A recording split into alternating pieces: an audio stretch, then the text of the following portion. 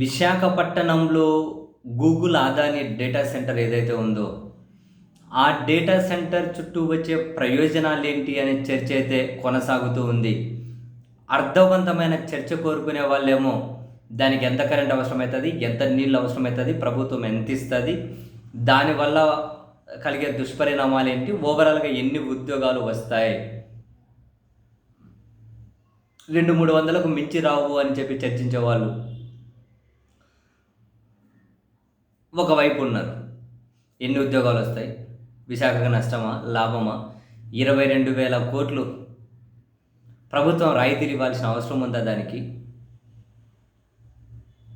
ఇటువంటి అర్థవంతమైన చర్చ వైపు కోరుకుంటూ ఉంటే, మరొక వైపు చంద్రబాబు నాయుడు గారు తీసుకొచ్చిండు కాబట్టి ఆహా ఓహో అని చెప్పి భజన చేయాలి.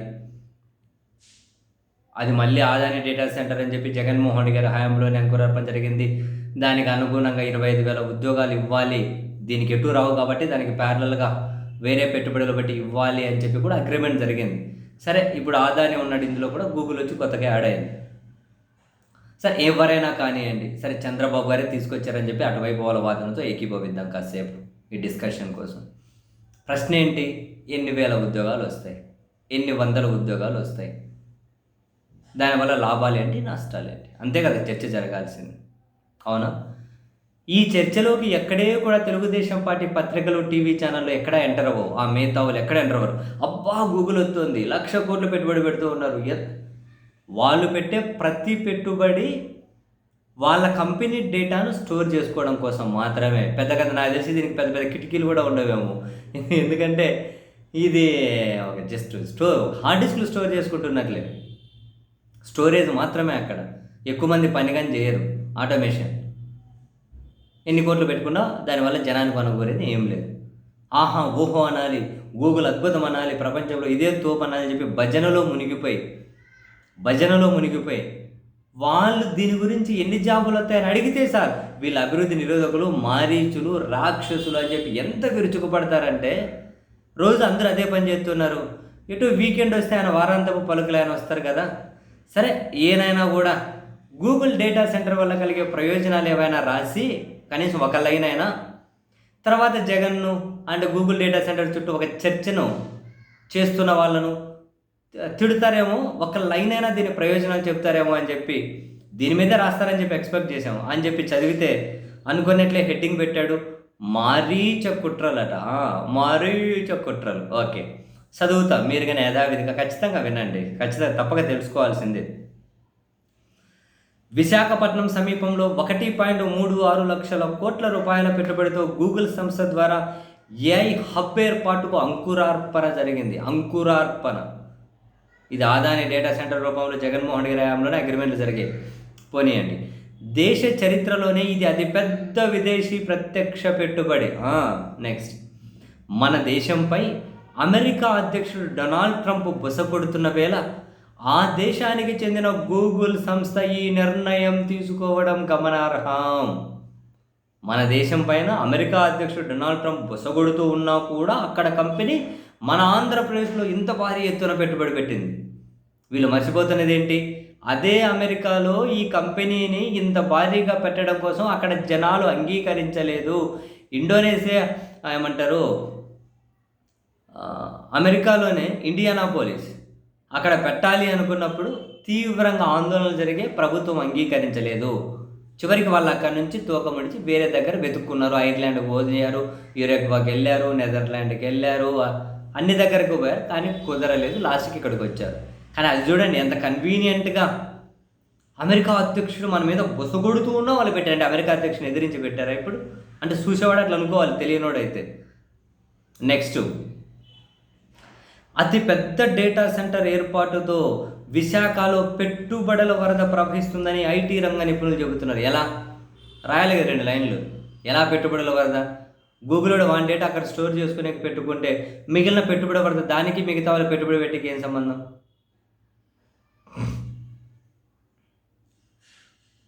భారీ పెట్టుబడి సాధించినందుకు ఆహా అని మురిసిపోవాలట. మీరు మురుస్తున్నట్ల ఊరికే మురిసిపోవాలి, దానివల్ల ప్రయోజనాలు చర్చించకూడదట. తెచ్చింది కాబట్టి ఆహా అని మురిసిపోవాలట. నెక్స్ట్, దీని ప్రయోజనాలు ఎక్కడైనా చెబుతారేమో మనం చూద్దాం. నెక్స్ట్, ఆహా అని మురిసిపోవాలట. అయితే పునాదులు కూడా దాటని వైద్య కళాశాలల నిర్మాణాలను చూసి ఆహా అని ఆశ్చర్యపోవాలని చెప్పుకున్న మాజీ ముఖ్యమంత్రి జగన్మోహన్ రెడ్డి అండ్ కో మాత్రం విషం కక్కడం మొదలుపెట్టారు. ఈయన విషం కక్కట్లే, విషాన్ని తాగుతున్నాడు. పునాదులు కూడా దాటని వైద్య కళాశాల నిర్మాణాలను చూసి దాన్ని తక్కువ చేసి పునాదులు కూడా దాటకముందే ఇప్పటికి ఒక్కో సంవత్సరానికి 750 ఎంబీబీఎస్ సీట్లు ఎట్లిచ్చారు. పునాదులు కూడా దాటకముందే ఇప్పుడు 3వ సంవత్సరం అక్కడ మెడికల్ కాలేజ్ ఎట్లా నడుస్తుంది. పునాదులు కూడా దాటకముందే మెడికల్ పీజీ సీట్లు ఎట్లా కేటాయించారు. విషయం చూడండి ఎట్లా చిమ్ముతున్నారు. గూగుల్ డేటా సెంటర్ ప్రయోజనాలు చదువుతారేమో ఇంకా చదువుతాం. ఈ విషయం తాగుతారు, చిమ్మడం కాదు, తాగుతారు, చిమ్ముతారు. నెక్స్ట్, గూగుల్ ఏర్పాటు చేయనున్న డేటా సెంటర్ వల్ల పర్యావరణం దెబ్బతింటుందని ఏడుపులు లంఘించుకున్నారు. సరే, ఏడుపులు వాళ్ళవి ఏడుపులే, ఈయన ఏడవాలి కదా. దానివల్ల పర్యావరణం దెబ్బతినదు అని ఏడిసి రాయమనండి. రాసిండా? పర్యావరణం దెబ్బతింటుందో లేదా ఏడవయ్యా ఫస్ట్. ఏనా దెబ్బతింటుందో దెబ్బతినేదా ఏడుసు ఫస్ట్. ఏడుసండి మీరు, అది ఏడవరా? ఏమన్నా చెప్పిండి ఆ విషయం? ఎవరో ఏడుతున్నారంట. సరే, మీ ఏడుపోయింది దెబ్బతింటుందా దెబ్బతినదా? చెప్పలే. నెక్స్ట్, జగన్మోహన్ రెడ్డి ముఖ్యమంత్రిగా పర్యటనలకు వెళ్ళినప్పుడు పచ్చని చెట్లను నరికేసిన పర్యావరణం గురించి ఒక్క నోరు కూడా పెగలలేదట. జగన్మోహన్ రెడ్డి గారు ఎప్పుడన్నా పర్యటనకు పోయినప్పుడు ముఖ్యమంత్రిగా అక్కడో ఇక్కడో భద్రతా ప్రమాణాల్లో భాగంగా ఒక చెట్టు ఒక కొమ్మో కొట్టేసినప్పుడు దెబ్బతినే పర్యావరణం, ఇప్పుడు గూగుల్ డేటా సెంటర్ ఏర్పాటు చేయడం వల్ల దెబ్బతినే పర్యావరణం రెండూ ఒకటేనంట.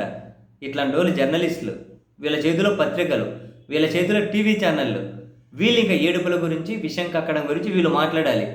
ఏం దరిద్రం పట్టింది ఆంధ్రప్రదేశ్కి. ఏ మాట మాట కానీ రెండు పర్యావరణం ఒకే రకంగా దెబ్బతింటాయా?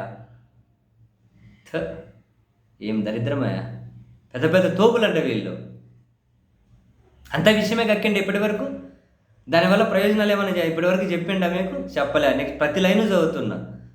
నెక్స్ట్, ఇంతటితో ఆగకుండా ప్రతిపాదిత డేటా సెంటర్ను తక్కువ చేసే ప్రయత్నాలు మొదలయ్యాయి. నువ్వు ఎక్కువ చేసి మాట్లాడండి, మీరు ఎక్కువ చేసి మాట్లాడండి అబ్బా. ఏంటి మీరు ఏ ప్రయోజనాలు చెప్పకుండా ఈ విషయం అక్కడ ఎందుకు ప్రయోజనాలు చెప్పాడు ఇప్పటివరకు? దాని గురించి తక్కువ చేసి మాట్లాడుతున్నాడు. ఎక్కువ చేసి నేను ఏందో చెప్పమనండి. చెప్పలే. డేటా సెంటర్ అంటే సాదాసీదా గోడౌన్ లాంటిదని, కంప్యూటర్లను లోపల పెట్టి బయట నుంచి తాళాలు వేస్తారని వెకిలి మాటలు మాట్లాడుతున్నారు. నిజమే కదా, అది వెకిలేముంది అందులో? అందరికి అర్థమయ్యే భాషలో అదే మాది. దీనికి ఏమైనా ఏఐ అని, ఆటోమేషన్ అని, క్లౌడ్ అని రకరకాల చదువుకున్న వాళ్ళు అయితే టెక్నికల్ పదాలు మాట్లాడతారు. సామాన్యుడికి అర్థం భాషలో చెప్పాలంటే అదే కదా మరి, వెకిలి భాష. మరి నీ భాషలో నువ్వేదో దీని ప్రయోజనాలు చెప్పు. ఈయన భాషలో దీని ప్రయోజనాలను నువ్వు చెప్పబ్బా స్వామి, పెద్ద మనిషి. చెప్తావా? చదువుతా, ఇంకా చెప్తాడేమో. జగన్ అండ్ కోలో ఇంత మనోవికారం ఎందుకు పుట్టిందో అంతు పట్టట్లేదు. మళ్ళీ విషయమే, మనోవికారం. నిజమేందో నువ్వు చెప్పబ్బా, ప్రయోజనాలు ఏందో చెప్పలే. నెక్స్ట్, రాష్ట్ర అభివృద్ధిని కాంక్షించే వారే అయితే తాము అధికారంలోకి వస్తే ముఖ్యమంత్రి చంద్రబాబును మించి పెట్టుబడులు సాధిస్తామని చెప్పుకోవాలి. పెట్టుబడులా? ఎన్ని ఉద్యోగాలు వస్తాయి చెప్పినాడా? చెప్పలే. నెక్స్ట్ ఏమైనా చదువుతాడేమో చూద్దాం. అలా కాకుండా పొరుగు రాష్ట్రాలకు ఈర్ష్యగా మారిన ఈ ఒప్పందంపై విషయం చిమ్మడం ఏంటి? పొరుగు రాష్ట్రాలకు ఈర్ష్యగా మిగిలింది. ఎవరన్నారు మాకు ఈర్ష్య ఉందని? ఎవరన్నారు ఇది అద్భుతమైన ప్రాజెక్ట్ అని? కర్ణాటక ఐటీ మినిస్టర్ ఏమన్నాడు? 22,000 కోట్లు రాయితీలు ఇచ్చి దాన్ని పెట్టుకోవాల్సిన అవసరం లేదు, మా జనం సించి ఆరేస్తారు ఆ పని చేస్తే అన్నాడు. ఈయన చూడండి తెలివిగా పక్క రాష్ట్రాలు ఈర్ష్యపడుతున్నారు. ఎవరు ఈర్ష్యపడ్డారు? ఎక్కడ ఈర్ష్యపడ్డారు? ఎవరు ఈర్ష్యపడింది? ఆడేమన్నా రాసిండే ఈయన చెప్పిండి ఎవరు ఈర్ష్యపడ్డారు?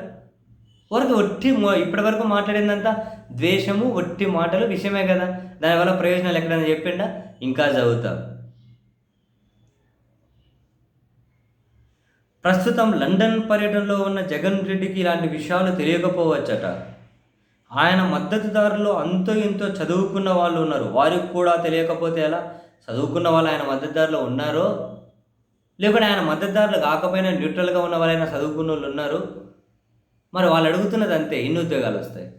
సూటిగా ఎన్ని ఉద్యోగాలు వస్తాయి? ఇక ఇప్పటివరకు చెప్పలేదు. ఆహా అని మెచ్చుకోవాల్సిన సందర్భాల్లో కూడా విమర్శలు చేయడం విడ్డూరంగా ఉందట. గూగుల్తో ఒప్పందానికి సంబంధించిన వార్తను జగన్ మీడియా అసలు పట్టించుకోలేదట. అంటే సదరు రోత మీడియాకు రాష్ట్ర ప్రయోజనాలు అంత ముఖ్యం కాదు. పోనీ ఈయన రాష్ట్ర ప్రయోజనాలు ఏంది నేను రాసిండా దానివల్ల? ఇంతవరకు చదివిన ఏమైనా రాసిండా? నీతులు చూడండి. నెక్స్ట్, జగన్ రెడ్డి ప్రయోజనాల కోసమే ఆ మీడియా పనిచేస్తుంది. వీళ్ళేమో పాపం జనం ప్రయోజనాలు, వీళ్ళేమో మానవ సమాజ అభివృద్ధి కోసం పనిచేస్తున్నారు. నిత్యం లేచిన దగ్గర నుంచి అదే పని చేస్తారు.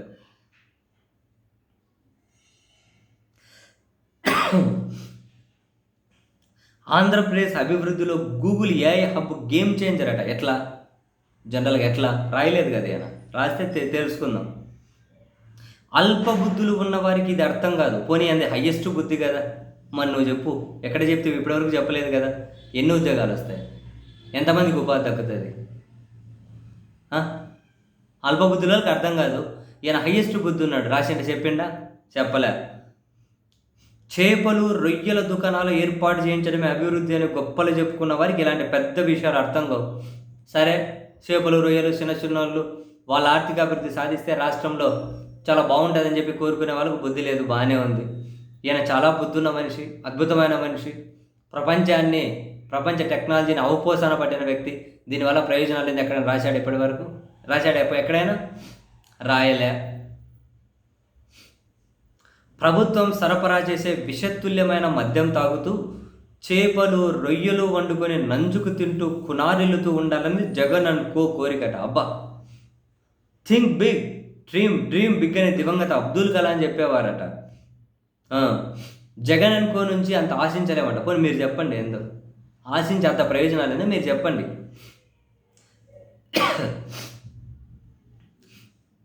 రాష్ట్రాభివృద్ధికి జరుగుతున్న ప్రయత్నాలపై మారీచ సుబాహుల వలె నిప్పులు పోయడం ఏమిటి? నేనేదో అమృతం పోస్తున్నాడు కదా,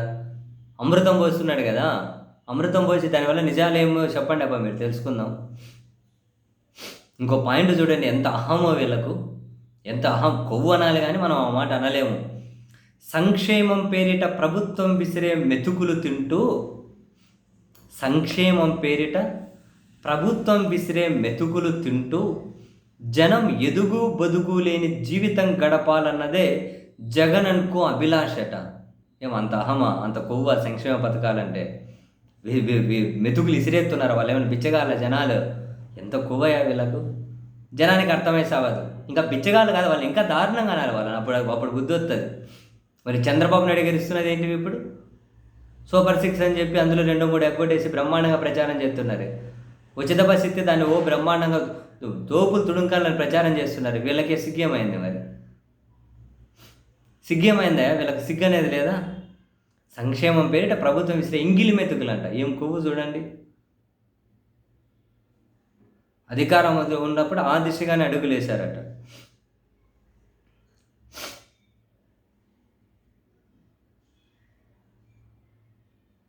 అంతే, అంతకుమించి ఇంకేం లేదు. ఇంకంతా వేరే టాపిక్. ఈసారి మళ్ళీ నకిలీ మధ్య ఈ చెత్త ఆయన గురించి మాట్లాడేందుకు, అంతా ఇంతే చెత్తే. విశాఖ గూగుల్ డేటా సెంటర్ గురించి ఈయన ఇంతవరకు పరిమితమైంది. ఎక్కడైనా ప్రయోజనాలు, ఎన్ని ఉద్యోగాలు వస్తాయి రాశారా? ఎంతమందికి ఉపాధి లభిస్తుంది రాశారా? విషయము టన్నులు. వీళ్ళు జర్నలిస్టులు అట, రాయాలి కదయా ఎన్ని ఉద్యోగాలు వస్తాయని.